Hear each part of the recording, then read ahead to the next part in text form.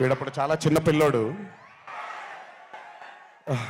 ఓ రోజు మామూలుగా అసలు మాట్లాడడానికి కూడా భయపడేవాడు. నేను ఇంట్లోకి వస్తున్నప్పుడు కూడా లోపలికి వెళ్ళిపోయాడు, ఎక్కువ నాతో మాట్లాడేవాడు కాదు. సో నేను కూడా చాలా ట్రై చేసేవాడిని. వీడేం మాట్లాడేంటి నాతో, వీడు కదా మాట్లాడాలి, వీడు మాట్లాడేవాడు కాదు. వీడు ధైర్యం చేసుకొని మొట్టమొదటిసారి నా దగ్గరకు వచ్చి ధైర్యం చేసుకొని చెప్పిన ఒకే ఒక మాట, బావా నేను యాక్టర్ అవుతానని. అంతే ధైర్యంగా నేను కూడా నా సపోర్ట్ నీకు ఉండదు, పోయి సావు అన్నాను. అంటే చెప్పాను కానీ బట్ నాకు ఎప్పుడూ ఒక చిన్న భయం ఉండేది.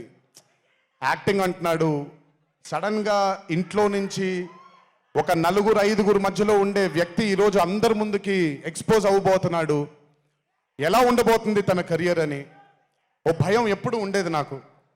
కానీ ఏ రోజు కూడా తను నాకొచ్చే ఒక సీన్ కానీ నేను ఇలా చేద్దాం అనుకుంటున్నానని కానీ ఏ రోజు చెప్పలేదు. ఎందుకంటే నేనన్నా నాకేమీ చెప్పొద్దు నితిన్, నీకు కావాల్సింది నువ్వు చేసుకో, ఆ ఫ్రీడమ్ నీకు ఉండాలి లైఫ్లో, ఒకళ్ళ షాడో ఒకళ్ళ మీద పడకూడదు నితిన్ అని.